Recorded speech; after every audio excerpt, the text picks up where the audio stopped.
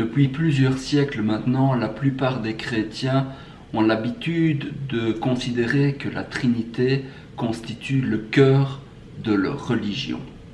Cette affirmation est embarrassante parce qu'elle nous met devant les yeux quelque chose qui n'est pas facilement compréhensible.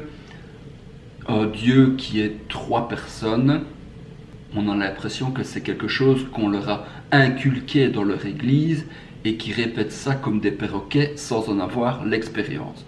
C'est d'autant plus embarrassant quand l'islam s'en mêle et ne manque pas de faire remarquer les incohérences du système. Vous avez trois images religieuses différentes. Et quoi que vous fassiez, ces trois images ne seront jamais une seule et même image. Vous aurez toujours dans l'esprit trois images distinctes, mais si l'on vous demande combien d'images vous voyez, vous direz une seule. Et ce sera un mensonge. Chers frères et sœurs, vous me mentez. Je crois que c'est vrai que, effectivement, il y a un problème parce que quand on parle de trois personnes divines, une personne divine, qu'est-ce que c'est? C'est un Dieu, et donc ça fait trois dieux. Et puis dans la phrase après, on nous dit il y a un seul Dieu, mais il ne suffit pas de dire dans la phrase après qu'il y a un seul Dieu pour annuler ce qu'on a dit dans la phrase avant, qu'il y avait trois personnes divines, c'est-à-dire trois dieux. Ça, je reconnais que c'est un problème. Mais il faut quand même remarquer, pour rendre justice aux chrétiens, que le conférencier musulman ici déforme un peu la théologie et qu'il la rend encore plus absurde qu'elle n'est en réalité. Parce qu'il parle de trois images et une image, donc trois personnes, une personne. On dirait qu'il n'attaque pas la théologie chrétienne elle-même, mais plutôt qui déforme la théologie chrétienne pour pouvoir mieux l'attaquer. Ça, c'est peut-être, je ne sais pas, pour des raisons de spectacle. Mais quoi qu'il en soit, voilà, de toute façon, je ne veux pas prendre ici parti pour les uns et les autres, mais ce que je veux faire, c'est présenter un autre regard sur la Trinité, une Trinité qui correspond plutôt à quelque chose qui est central dans la structure de l'univers, et donc une méditation sur l'univers. Pour faire cela, j'ai besoin de faire deux mouvements par rapport à la Trinité habituelle. Le premier mouvement, c'est de ne pas parler de la Trinité théologique qui est venue plus tard dans le christianisme, mais parler plutôt de la Trinité biblique. C'est-à-dire de la Trinité biblique, il y a le Père, c'est Dieu, il y a le Fils, c'est Jésus, c'est un homme normal que les musulmans reconnaissent aussi comme un homme normal. Et troisième, c'est l'Esprit Saint qui vient après la Pentecôte, pour le dire simplement. Donc, on ne va pas parler de la Trinité théologique, mais de la Trinité biblique, ou on pourrait dire aussi la Trinité apostolique, celle qu'il y a dans les textes au départ. Et deuxièmement, je vais prendre un exemple concret et raisonner sur un exemple concret. En fait, ce qui motive ma vidéo, c'est que j'ai remarqué que dans des phénomènes, il y a des phénomènes assez importants dans l'univers qui semblent tous répéter la même structure comme une sorte de rime cosmique. Par exemple, dans la fermentation, dans la procréation, on retrouve les mêmes trois éléments, des éléments très analogues.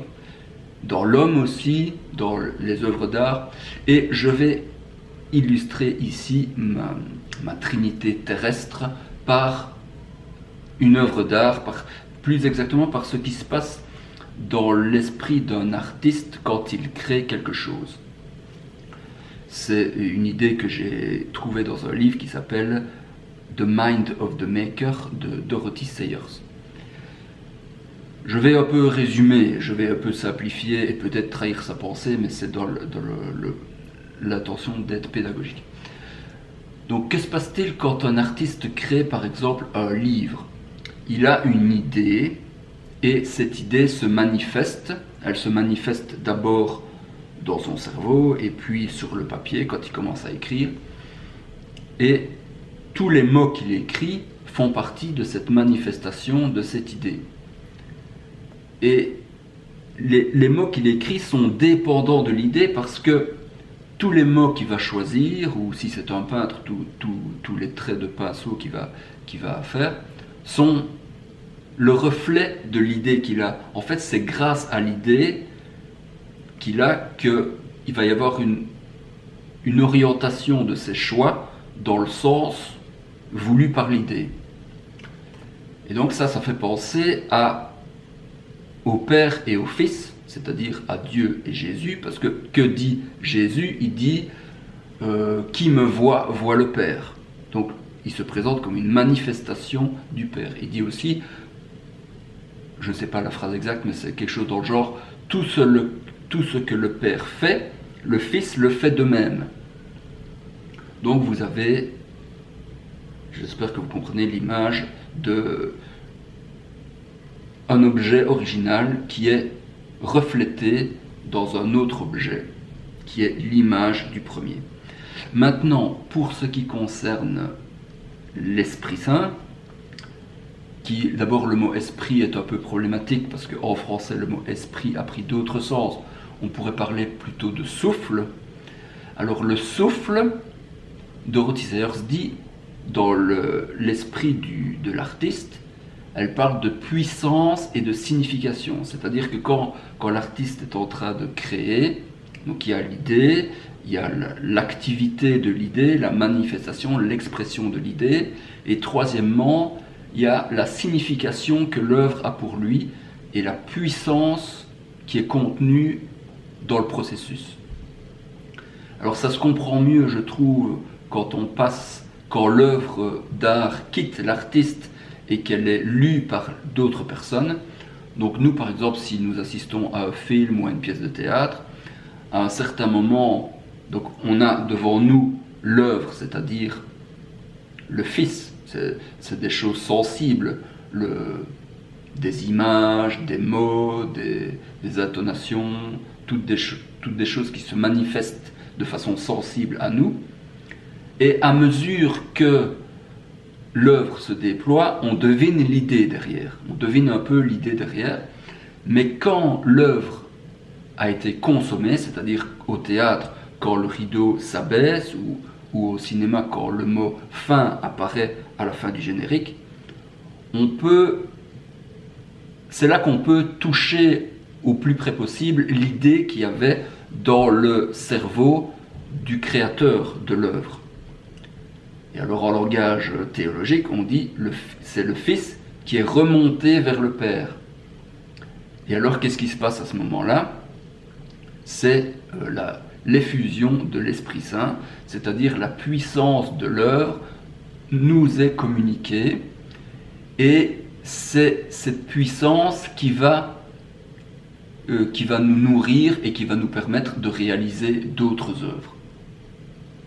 Donc voilà, expliquer de façon rapide la Trinité terrestre qu'on retrouve dans l'acte de création, et qui est très analogue à la Trinité des chrétiens, c'est-à-dire la Trinité biblique, où il y a le Père, le Fils, et puis quand le Fils remonte vers le Père, il y a l'Esprit Saint qui apparaît. Donc, dans le signe de croix, le Père, le Fils et l'Esprit Saint, c'est quelque chose d'horizontal.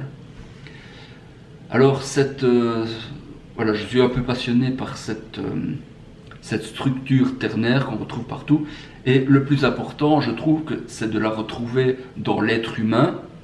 Et j'ai justement fait ces jours-ci un document, une petite leçon où j'applique cette trinité à l'être humain. Donc c'est ce qu'on appelle corps, âme, esprit, parce que dans notre société actuelle, on a une vision binaire de l'être humain, le corps et l'esprit, et une fois que le corps et l'esprit disparaissent, comme c'est par exemple le cas chez beaucoup de personnes âgées, c'est comme si la personne n'avait plus de valeur. C'est pour ça qu'il est important de renouer avec la troisième dimension de l'être humain, et ce n'est pas un ésotérisme fantastique, parce que ça se retrouve dans les grandes philosophies et dans les grandes religions. Bref, je n'en dis pas plus, mais si vous voulez en savoir plus, vous pouvez toujours me donner votre adresse mail ici en bas et vous recevrez cette petite leçon avec des mind maps qui pourront vous aider, tout ça pour vous aider à mieux mémoriser et à mieux comprendre.